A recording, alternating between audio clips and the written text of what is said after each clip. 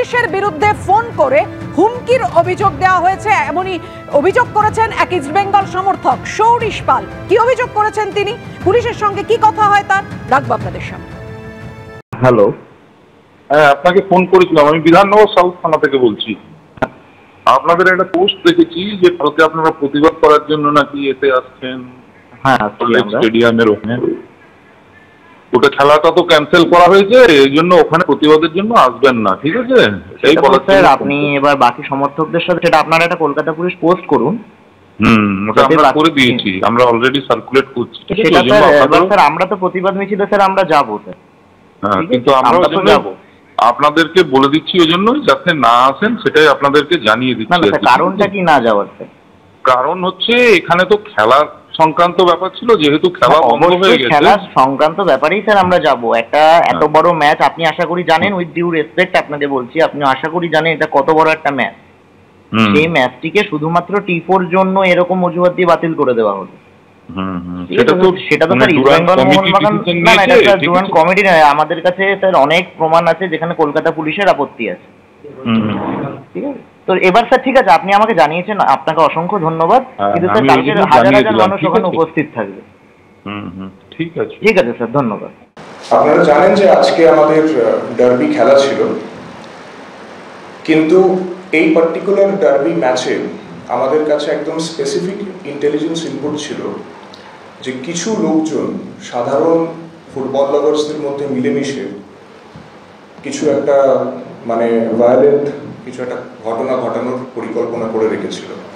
আর এটার পেছনে আমরা যে ইনফরমেশনটা পেয়েছিলাম সেটা হচ্ছে কিছু লোকজন, কিছু অর্গানাইজেশনস, কিছু গ্রুপস এটার মধ্যে ছিল যারা চেয়েছিল যে ওই দিন আর কি স্টেডিয়ামে একটা বিশৃঙ্খলা তৈরি করে।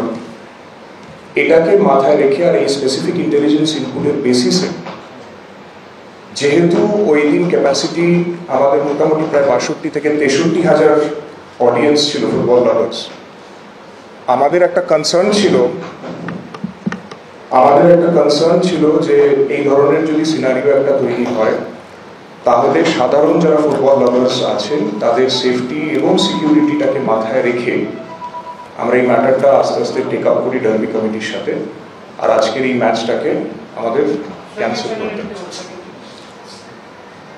তো এটাই this is one of the main reasons যে ইন্টেলিজেন্স ইনপুট আমাদের কাছে যেটা ছিল আর সাধারণ লোকেদের সেফটি সিকিউরিটি। কারণ যদি একটা ভায়োলেন্ট সিনারিও একটা হতো বা যদি এই ধরনের জিনিস যেটা আপনারা কিছুটা শুনেছেন সেই ধরনের ব্যাপার যদি কিছু একটা হতো তাহলে যে 62-63,000 মানুষ ওখানে খেলাটা উপভোগ করতে এসেছিলেন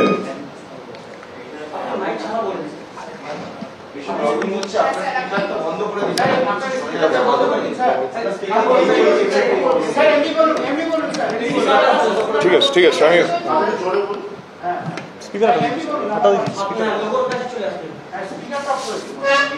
যেহেতু আমাদের কাছে একেবারে স্পেসিফিক ইনপুট ছিল কিছু অর্গানাইজেশনস, কিছু লোকজন সাধারণ অডিয়েন্সের মধ্যে ঢুকে এরকম একটা বিশৃঙ্খলা তৈরি করার পরিকল্পনা করে রেখেছিল, সেই জন্যে যারা ফুটবল লাভার্স ছিল, যারা ওই দিন প্রায় 62,000 থেকে 63,000 ক্যাপাসিটি ক্রাউড ছিল, তাদের সেফটি সিকিউরিটিটা মাথায় রেখে আমাদের এই ম্যাটারটা টেক আপ করতে হয়, আর সেটার জন্যে আজকে এই ম্যাচটাকে ক্যান্সেল করতে হয়। This is one of the main reasons. এবার এটা ছাড়া আজকে আমরা নানা রকমভাবে পেয়েছি যে বহু লোকজন এখানে স্টেডিয়ামের বাইরে আসছে প্রোটেস্ট করার জন্যে। আমাদের অ্যাজ সাচ প্রোটেস্টে কোনো আপত্তি নেই, বিধাননগর পুলিশ কমিশনারেটের এরিয়াতে পিসফুল প্রোটেস্ট হয়েছে, কিন্তু আজকেও আমাদের কাছে খুব স্পেসিফিক ইনফরমেশন আছে যে বেশ কিছু লোকজন যারা হয়তো ম্যাচের দিন বা ম্যাচ যদি হতো তাহলে সেই সুযোগটা চেষ্টা করতো নেওয়ার, তারা এখানে এসে আবার একটা বিশৃঙ্খলা করার চেষ্টা করবে। সেই জন্যে আপনাদের মাধ্যম দিয়ে আপামর জনতাকে আমি নিবেদন করব, রিকোয়েস্ট করব, আজকে যেন কেউ এখানে জমায়েত না করে। হয়তো লোকজন পিসফুল প্রোটেস্ট করার মানসিকতা নিয়ে আসছে, কিন্তু তার মধ্যে বেশ কিছু বিশৃঙ্খল লোকজন ঢুকতে চলেছে। আমরা যেটা আপনাদের শুনিয়েছি, এছাড়া আমাদের কাছে আরও অনেক এরকম অডিও ক্লিপস আছে, আমরা অনেক ইনফরমেশন পেয়েছি। ইতিমধ্যে আমাদের তরফ থেকে 5 জন লোককে অলরেডি ডিটেন করা হয়েছে, তাদের জিজ্ঞাসাবাদ করা হচ্ছে। আমরা আরও আইডেন্টিফাই করছি সেই সব লোকজন যারা আর কি এই ধরনের ভায়োলেন্সটা ইনস্টিগেট করছে। বিভিন্ন সূত্র থেকে আমরা এটা জেনেছি, আর সেটাকে মাথায় রেখে আজকে 144 ধারা, যেটা এখন বিএনএসএস এর আন্ডারে 163 ধারা, সেই 163 ধারা বা যেটা আগে 144 সিআরপিসি ছিল, তার আন্ডারে আজকে বিকেল 4টে থেকে এবং রাত্রির 12টা অবধি এই 144 ধারাটা বা 163 বিএনএসএস সেটা কিন্তু স্টেডিয়াম এবং তার আশেপাশের এলাকাতে লাগু থাকবে।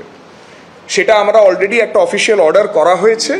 আর আমরা আবার লোকজনকে রিকোয়েস্ট করব যে আজকে এই যে সিনারিও যেটা আছে, যেটা তৈরি করা হয়েছিল, কিছু লোকজন এটা করেছিল, তারা মাঠে যদি খেলা হতো ওরা করতো, তারা কিন্তু আজকেও এখানে এসে করবার নানা রকম চেষ্টা করছে। দুটো অডিও ক্লিপ আমরা আপনাদের শুনিয়েছি, এরকম আমাদের কাছে আরও আছে। অলরেডি আমরা 5 জনকে ডিটেন করেছি।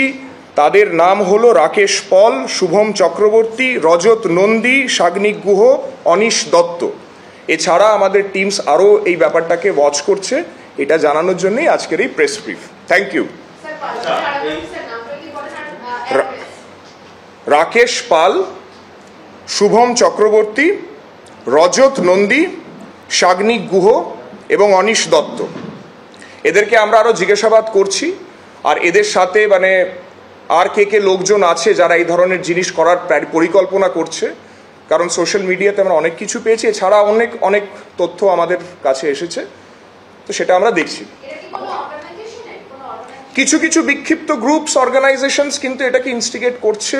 সেটা আজকে যদি ডার্বি হতো সেটার একদম সম্পূর্ণ পরিকল্পনা ছিল। আমি কয়েকটা ক্লিপিং আপনাদের শুনিয়েছি। আজকেও দের আর সাম অর্গানাইজেশন, সাম গ্রুপস, কিছু লোকজন আছে যারা কিন্তু এটা করার চেষ্টা করছে। We are finding them out. আমরা অলরেডি অনেক কিছু পেয়েছি, সব কিছু হয়তো এই মুহূর্তে শেয়ার করাটা উচিত হবে না, কিন্তু আমরা অনেক কিছু পেয়েছি and we are already finding out many more things. Let us find those things out. আরও ভালো করে ইনকোয়ারি করে আমরা সেটা দেখি। Let me not go into that right now. আপনাদের বক্তব্য না, আমি এক সেকেন্ড। আমাদের যেটা বক্তব্য হচ্ছে, আমরা রিকোয়েস্ট করছি টু দ্য ফুটবল লাভার্স যে তারা হয়তো একটা ভালো ইন্টেনশন নিয়েই এখানে আসছেন ফর সাম প্রোটেস্ট, কিন্তু there is a very high chance আজকের প্রোটেস্টে কিছু বিশৃঙ্খল এলিমেন্টস ঢুকে একটা ভায়োলেন্স করার চেষ্টা করবে। আপনাদের আমি কয়েকটা ক্লিপিং শুনিয়েছি, there are more such things. সেই জন্য আমি সবাইকে রিকোয়েস্ট করব to refrain from coming to the stadium today. দেখুন, আমি আপনাকে বলি, এই জিনিসটা আমরা কিছু স্পেসিফিক ইনপুটের বেসিসে পেয়েছি, ঠিক আছে? সেটাকে অ্যানালিসিস করে, অ্যাসেসমেন্ট করে দিস ডিসিশন ওয়াজ কমিউনিকেটেড যে এরকম একটা সিচুয়েশন আছে। সবাই সব স্টেক হোল্ডার্সদের সাথে কথা বলে this decision has been taken, ঠিক আছে?